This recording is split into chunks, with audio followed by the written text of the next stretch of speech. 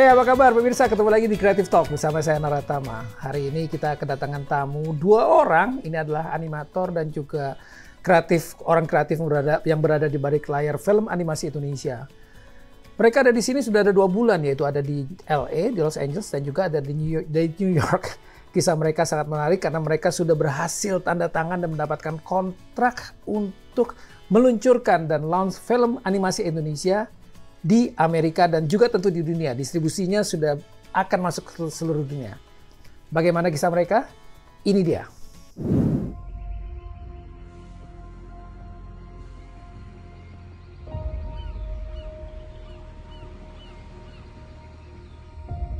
These are Wijaya Kusuma flowers. They are the source of greatness for all races. But now, they have become the source of chaos and sorrow for humans.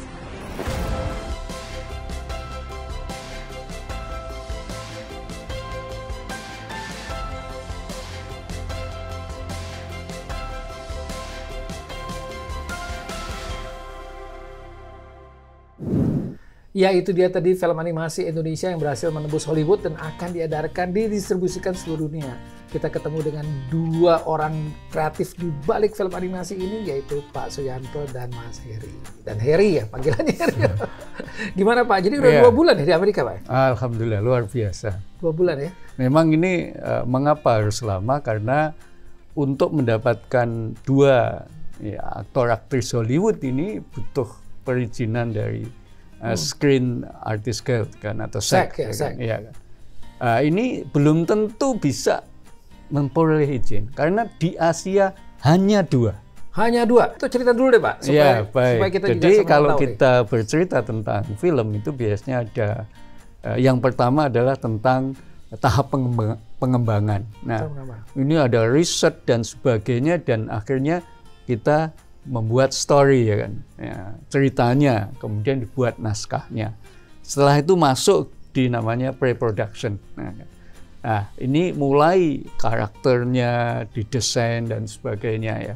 Kalau kita biasanya dari story pun kita ini kan cerita lokal, tetapi dengan pola penceritaan Hollywood. Ini kan cerita lokal, Aji Saka. Iya. Kalau bahasa Jawanya Aji Soko. Iya. Itu disebutnya Aji Saka. Mereka nyebutnya apa Pak?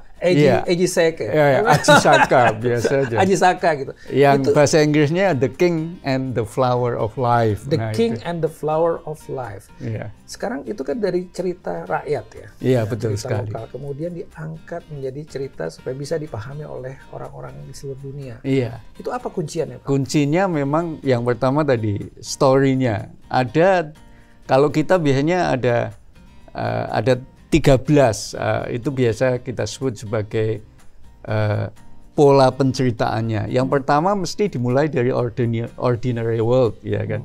Kemudian masuk di call to adventure, kemudian refusal of the call, kemudian kelima yang biasa disebut dengan meeting with mentor, kemudian crossing the threshold, kemudian sampai approach, kemudian sampai the ordeal, kemudian reward, refusal of return, the road back. Klimaks dari film itu return.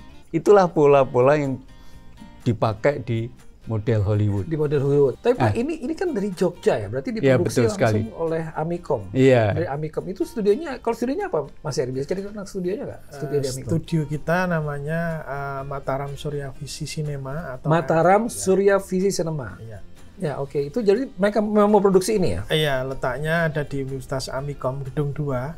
Kita ada sekitar 200 animator di dalam situ. Baik itu profesional maupun dari student dari Amicom juga ada di situ. Kita dapat support dari university. Oke. Jadi selama ini terus produksi, berarti memproduksi memang tujuan itu mengangkat cerita-cerita rakyat. Iya. Jadi kita memang lebih di bagaimana kita bisa mengangkat IP Indonesia ke internasional. Terus kalau misalnya sekarang itu berarti dari Indonesia, dari Jogja, itu talentanya itu banyak dari Jogja atau dari berbagai macam kota lain? Talentnya kalau untuk animator, artis, 3D modeler dan sebagainya seluruh Indonesia. Jadi awalnya kami coba kumpulkan orang-orang Indonesia yang hebat-hebat yang sudah tersebar baik itu di industri animasi Asia Tenggara, Jepang, untuk pulang ke Indonesia. Ayo pulang kita bikin film. Karena Prof Suyanto memfasilitasi dan Amikom memfasilitasi untuk kita berkarya, kita ajak teman-teman ayo pulang. Nah, ada beberapa teman yang pulang, totalnya semua 50 orang. Dari luar negeri? Dari Malaysia, dari Singapura, dari Jepang, dari Batam, dari Bali, semua kumpul 50 orang. Nah, 50 orang ini kita coba bikin fundamental produksi animasi di Indonesia, khususnya di Jogja. Itu combine dengan student, dengan mahasiswa. Jadi semua di peak puncak produksi kita semua total ada 300-an orang di situ yang ikut bekerja. Dan itu kita juga kerjasama dengan seniman-seniman lokal juga. Jadi malah mix ya, karena mereka pengetahuan di luar, teknologi di luar, dan mereka punya taste dari luar, kemudian mix dengan warna lokal. Makanya bisa menciptakan seperti Aji ini ya, Aji Saka ini ya. Itu kalau nggak salah ada runtutan ya Pak ya? Ada berapa paket? Saya lihat tadi kan ada Aji Saka, ada cerita-cerita lain sekarang. Iya, betul sekali. Jadi seperti yang disampaikan Pak Heri tadi, bahwa kita local story atau cerita Indonesia tetapi dengan pola penceritaan Hollywood, sehingga bisa diterima semua cerita di seluruh dunia. Setelah Aji Saka ini akan muncul nanti Golden Snail, keong mas, keong mas, bahasa Inggrisnya Golden Snail. Ya, kemudian ada lagi The Legend of Thousand Temple, Roro Jonggrang dan Bandung Bondowoso. Waduh, berat. Kemudian ada lagi Stray, Lutung Kasarung. Ada lagi Lutung Kasarung itu Stray. Expel, yaitu relief Candi Borobudur. Tidak lain adalah merupakan cerita yang menarik. Kemudian juga yang menarik adalah Lioness of the Sea, yaitu Laksamana Malahayati. Nah, ini juga luar biasa. Legenda itu. Ada lagi cerita yang menarik juga Princess Dragon, yaitu Putri Naga, kisah di Labuan Bajo, di sekitarnya. Kemudian ada Princess Mandalika. Nah, ini cerita-cerita yang saya usung bersama MSW Studio dari local story tetapi dengan pola penceritaan Hollywood. Ada Aji Saka, kita desain yang semua orang seluruh dunia, terutama yang kulit putih, karena semi Indo ini ya, bisa menerima semuanya. Jadi sengaja kita ciptakan karakter itu multi etnis ya, supaya bisa diterima di seluruh dunia. Ya, aku ada di situ, aku ada di situ, aku ada di situ.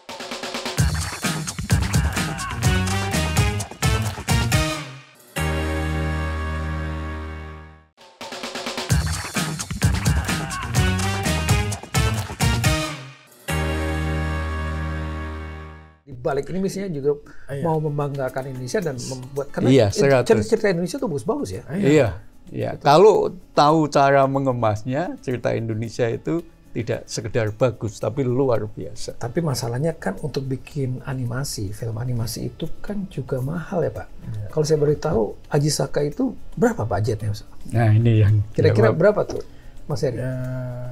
15 juta dolar. 15 juta itu udah komplit. Iya. Udah komplit semuanya. Artinya udah untuk 3D animasi sampai mixing audio sampai mulai dari riset sampai ke produksinya sampai ke artis. Jadi itu untuk film itu durasinya berapa jam? Durasi 90 menit. 290 tuh. 30 menit. Itu prosesnya berapa lama? Prosesnya kalau untuk yang lama risetnya. Kenapa lama? Karena industri-industri besar di dunia tidak pernah ada yang membuka secara gamblang pipeline-nya dari awal sampai akhir bagaimana membuat produksi animasi itu secara clear. Karena itu kan bagian dari secret industrinya kan. Benar. Nah, yang bikin lama adalah kita mencari tahu bagaimana proses ini step by step. Kita kayak jalan di tempat blind way gitu kan, kita gelap, lorong gelap, betul kita coba, nggak berhasil kita coba lagi. Teknologinya mau pakai apa? Modelingnya pakai software pakai apa? Kita coba satu persatu sampai akhirnya kita ketemu pipeline yang sangat solid yang kita bisa produksi dari awal sampai akhir. Itu untuk mencari tahu itu butuh waktu 5 tahun riset. 5 tahun? Jadi untuk riset Aji Saka ini 5 tahun? 5 tahun, betul. Berarti waktu zaman COVID juga masih riset terus ya? Enggak, COVID sudah produksi. Sudah produksi? Sebelum COVID malah Sebelum COVID masih riset kita. Nah, 5 tahun untuk riset, 5 tahun untuk production. Tapi kan selain riset itu yang paling berat itu adalah penulisan skenarionya ya? Iya. Nah ini penulisan skenarionya gimana? Itu kan perlu waktu juga tuh, berapa lama? Kalau skenario itu karena saya sudah punya formula, ya kan? Oh, udah punya formula tadi. Ininya ya, strateginya jadi, jelas ya? Cepat, tidak Cepat, terlalu lama. Ya. Jelas ya. Kemudian karakter. Ini kan ada Jasaka. Kalau saya lihat di karakter yang paling menarik itu kan adalah karakter raksanya itu, Pak. Ya, tetapi kalau di dalam film kita dengan pola karakternya Hollywood itu ada 8, kalau kita ada 10 ya. Yang pertama adalah hero-nya, pahlawannya. Hero pahlawan. Nah, jadi itu Ajisaka. Kemudian yang kedua shadow-nya atau yaitu raksa tadi ya. Betul. Atau villain-nya ya kan. Kemudian yang ketiga sekutunya, lah itu namanya Lin ya. Ini yang insya Allah akan di voice talent-nya sudah ya? taken kerentak itu Lucy Liu dan Ajisaka adalah John Cusack ya kan. Kemudian ada lagi yang namanya Treasured Guardian, ya, pasukan yang menghalangi. Kemudian juga ada mentornya ya. Nah, itu sudah 5. Mentor itu adalah guru dharma kalau di sini ya. Kayak apa namanya? Ya. Kalau bisa pelatih silat mungkin suhunya gitu ya. Ada yang namanya shape-shifter. Jadi di sini di film itu ada yang bisa berubah. Misalkan general bisa berubah menjadi naga. Ya, jadi itu shape-shifter. Kemudian ada lagi yang namanya tractor-nya. Untuk yang lucu-lucunya ya kan. Nah, itu kita supaya jadi ringan ceritanya. Iya, jadi semua emosi manusia kalau bisa masuk di film itu. Dan itu kita perankan namanya Feng dan J untuk tricksternya. Ya, trickster. Nah, kemudian ada parent, ada children ya, kurang lebih itu. Itulah pola-pola karakter. Jadi sebelum dieksekusi menjadi pre-production itu harus Cuman yang selalu jadi pertanyaan itu adalah itu karakternya. Kemudian bagaimana mendesain animasinya, Pak? Karena kan kalau kita lihat pola, kita nonton sekarang beberapa kayak Phineas and Ferb gitu, atau misalnya kita lihat di sini ada beberapa animasi itu ke Jepang itu jelas mereka ada gayanya kayak cosplay gitu ya. Kemudian kalau misalnya Korea seperti itu. Nah ini Indonesia kan punya karakter sendiri. Itu karakternya membangun gimana supaya bisa diterima? Artinya bagaimana karakter itu supaya bisa taste-nya masuk gitu. Jadi kalau kita namanya multiple archetypes. Jadi ada Ajisaka kita desain yang semua orang seluruh dunia, terutama yang kulit putih, karena semi Indo ini ya, bisa menerima semuanya. Kemudian apalagi Lin itu Chinese ya kan. Jadi bisa diterima oleh pasar Cina. Kemudian ada India tadi, J tadi, ada Feng. Jadi termasuk ada yang Indonesia. Jadi sengaja kita ciptakan karakter itu multi etnis ya. Multi etnis supaya bisa diterima di seluruh dunia. Aku ada di situ, aku ada di situ, aku ada. Kita harus confident bahwa kita bisa. Jadi tetap berkarya dan coba karya Anda itu dipitchingkan keluar gitu. Berani dipitchingkan, tapi beraninya juga harus ada knowledge di situ kan.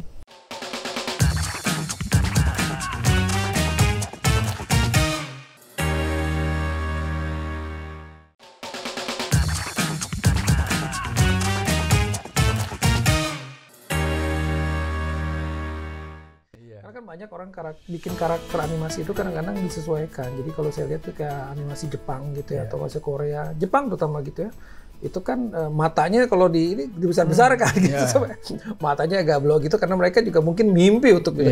Karena ternyata di balik itu adalah supaya bisa lebih diterima. Kalau dia terlalu disesuaikan dengan karakter budaya mereka malah nggak pas. Jadi ini adjust gitu ya. Untuk ininya gimana Pak? Untuk penggambaran elemen-elemen yang lain seperti wardrobe, kemudian props, itu benar-benar diambil dari elemen Indonesia atau gimana? Karena saya lihat di teasernya itu kan juga ada elemen-elemen yang kayaknya diambil dari luar gitu ya. Iya. Nah, Ajisaka ini kan sebetulnya kisah imajinasi saya ketika itu. Ini saya terinspirasi dari kisah Joko Taro. Oh, Joko Taro.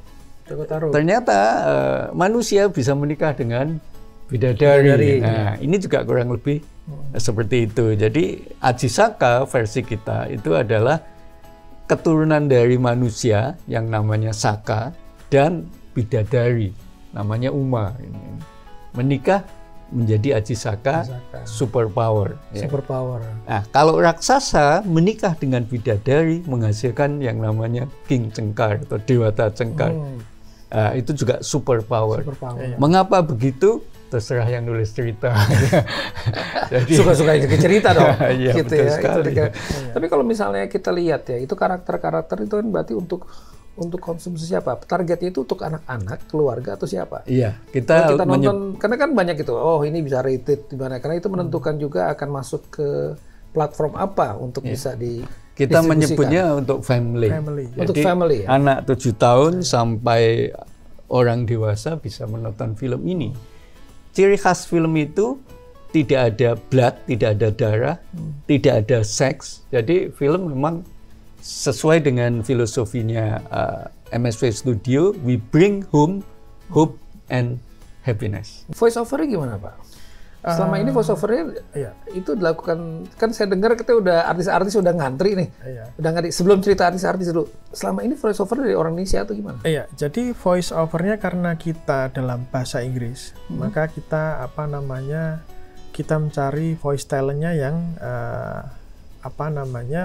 mengucapkannya dalam bahasa Inggris tentunya. Nah, karena kita posisinya ada di Asia Tenggara, kita ada di di Jogja, kita coba cari talent pool yang kira-kira punya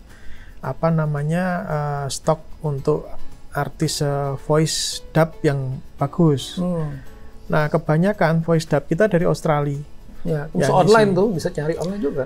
Cari online, kita juga lewat ada studio di Singapura, kita kerjasama juga di situ. Nah, kita recordnya di Singapura.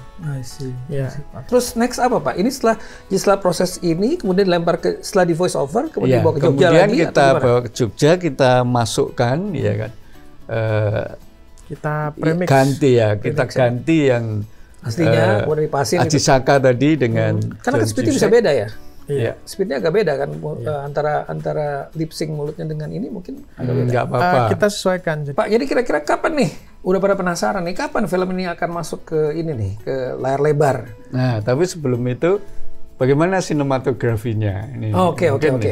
Sama, kita menggunakan Hollywood style. Jadi kita belajar dari Hollywood camera work. Ya. Nah, dari situlah di Aji Saka itu teknik-teknik kamera itu yang kita pakai. Itu DOP-nya ada konsultan dari Amerika juga? Enggak. Total saya sendiri yang saya belajar langsung sendiri ya bersama tim saya untuk. Biasanya kalau gitu kan suka dapat DOP dari luar, kemudian jadi konsultan. Oh harus seperti ini. Ini sudah saya untuk story, caranya rahasianya gimana sudah saya keluarkan bukunya. Sinematografi juga sudah saya keluarkan bukunya. Ini kunciannya Pak Yanto nih. Termasuk editingnya, bagaimana Hollywood itu mengedit film supaya luar biasa, sudah saya tulis. Judulnya semua selalu Oscar winner and box office. Editing. Nah, dan yang terakhir, yang baru ada, sebelum terakhir ada visual effect-nya. Kita juga visual effect of Oscar winner and box office. Wah, ini penting banget. Dan yang terakhir buku yang saya luncurkan adalah Directing of Oscar winner and box office. Wow. Berarti Pak Sianto sudah menerapkan untuk mencoba mengangkat film ini, film-film akan diproduksi itu adalah mempunyai tes keluar. Itu aja tes. Karena kan yang paling berat itu kan tesnya, Pak. Tesnya gitu. Semua orang bisa bikin, tapi tes itu yang paling susah. Supaya nanti lebih bisa masuk lagi ke pasar Amerika khususnya dan pasar dunia ya. Kita ke depan akan kerjasama dengan writer sama director. Jadi nanti satu film dari Indonesia akan disutradari oleh sutradara Indonesia, writer Indonesia, tapi nanti kerjasama sama writer sini sama sutradara co-director dari Amerika. Nah, itu bagus banget tuh supaya bisa ngangkat kalau di sepak bola istilahnya naturalisasi. Itu rencana kita untuk film yang berikutnya seperti itu. Jadi nanti keren. Kita harapannya cerita-cerita daerah yang sudah repackage itu kemudian dapat sentuhan lagi dari US experts ini supaya bisa lebih mendunia gitu. Next, jadi kira-kira kapan film ini akan rilis, Pak? Ya, jawabannya mungkin tahun ini. Tahun ini. Tahun ini. Mudah-mudahan tahun ini. Di akhir pemerintahnya Pak Jokowi atau di awal pemerintahnya Pak Prabowo. Siapapun yang pemerintah pokoknya tahun ini, Iya. gitu Pak. Kemudian nanti setelah itu berarti akan diluncurkan langsung di sini. Distribusinya belum tahu ya dengan siapa ya? Iya, ini Selesai jadi post ya. post production, kemudian oleh UTA ditawarkan ke distributor besar. Seperti di Cannes atau di Cannes Film Festival kemarin ada 43 distributor. Sementara kan tertarik baru, gitu ya? Ya baru satu tadi yang satu. saya sebutkan. Yang kedua yang tertarik 3 yang besar-besar adalah Warner Bros. Ya kan. Kemudian Paramount, kemudian Universal, Lionsgate, ya kan, DreamWorks dan beberapa. Ya. Wah, jadi seru sekali. itu terutama setelah keluar di Variety itu. Ya. Pak, ini yang terakhir nih, untuk ada tips nggak dari Pak Yusianto juga Mas Heri, ini kira-kira kalau misalnya untuk animator-animator muda Indonesia gitu yang pengen seperti ini bisa berkarya, itu ada tips nggak sih Pak supaya bisa? Kita harus tahu tentang tahap proses dari pembuatan film. Sederhananya dari tahap development, pengembangan. Nah, ini intinya apa? Story. Story. Dan Key story. tape-nya apa? Sudah saya keluarkan bukunya, ya kan. Kemudian setelah itu pre-production, karakternya dan sebagainya, multiple archetypes, ya kan. Dan production di situ bagaimana sinematografinya, bukunya juga sudah saya keluarkan, yaitu yang judulnya sinematografinya, Cinematography of Oscar Winner Box Office. Termasuk di situ nanti post-production, editingnya sudah saya keluarkan bukunya, visual effect-nya, bahkan directingnya juga sudah. Sudah ada punya story. Kalau di Mas Heri ada nggak tips kira-kira buat anak muda? Kalau untuk teman-teman di Indonesia, kita harus confident bahwa kita bisa. Jadi tetap berkarya dan coba karya Anda itu dipitchingkan keluar gitu. Berani? Berani dipitchingkan, tapi beraninya juga harus ada knowledge di situ kan. Jadi coba pelajari environment pusat entertainment-nya kan ada di US. Coba pelajari taste-nya di US seperti apa. Thank you banget Mas Yusianto dan Sama-sama. Mas Heri. Aku jadi panggilnya Mas nih karena kita kayaknya generasi-generasi yang mengajarkan pada adik kita. Iya, gaya muda, sedikit asik dan kita agak edan-edan. Waduh, edan-edan ketemu gudeg pawon nih Pak. Terima kasih waktunya. Sama-sama. Mas Heri. Itulah tadi obrolan kita dengan Pak Yusianto dan Mas Heri, sebuah inspirasi story yang sangat menarik dan menjadi cambuk buat kita untuk tetap berkarya dan membuat buat teman-teman khususnya para animator untuk tetap berkarya dan menghasilkan karya terbaik untuk Indonesia. Dan jangan lupa selalu mengangkat story-story dari Indonesia. Sampai ketemu lagi di episode Creative Talk mendatang. Saya Nora Tama. Bye-bye.